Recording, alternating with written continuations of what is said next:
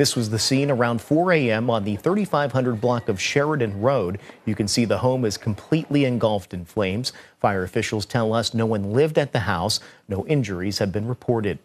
Who runs a business in Morin and lives in Howland, was presented with a plaque from the Guinness World Records signifying that he owns the most pinball machines in the world.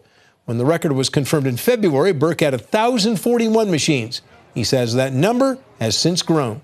The plaque was given to Burke as a surprise from his family, who spent the past 2 years working to get the record confirmed. I can't hardly believe this. This is a great honor, and to have my family here and everybody else is great. So thank you very much. New information tonight on a heavy police presence in Farrell Wednesday morning. This is in the 1300 block of Romer Boulevard. Federal agents arrested 46-year-old Deshaun Emery. He's been arraigned on drug and gun charges and is in the Mercer County Jail on a $500,000 bond. The foundation was named in honor of Melina, who was diagnosed with a pediatric brain tumor in 2020 and passed away not long after. The foundation reached their goal of raising $1 million, and those funds will go towards research and treatment on pediatric brain tumors. 3.5 years ago, we never thought we would be in the position that we were. And in the world's, worst economy, post-COVID, I never dreamed that we would be here. And I just think it speaks volumes of the community that supports us. Wellsville is taking extra precautions to prevent even more flooding here in the village, putting up a flood wall last night to try and prevent some of that. Now, I want to walk you down to the water. We're here at Yellow Creek, and you can just see, look at how high these water levels are.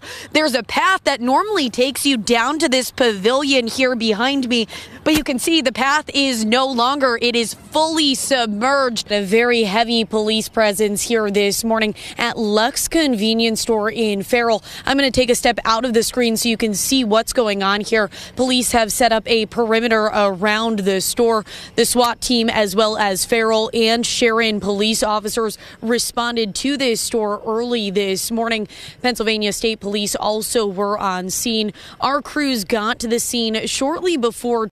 We try to create an avenue or a space where they speak up for themselves and encourage them that they do matter and that they're loved and we have help for them. Tamia and Timothy Woods founded the Do It for James Foundation after their son James took his own life in November of 2022. He was a victim of sextortion. They sent him 200 messages and they tortured him, kept him up for almost 40 hours because he was up from school the day before. And in less than 24 hours, my son was gone. To make sure others don't fall victim to this, they hold events like they did at East. Have y'all ever got random messages from people before? Yeah. Oh, y'all have? All of y'all? After asking the crowd questions, they talked about their son. Every time his friends had parties, they made sure he had to come. Whenever they went to after-school activity, they made sure that he had to come. And explained how their son's sextortion started with someone contacting him on social media.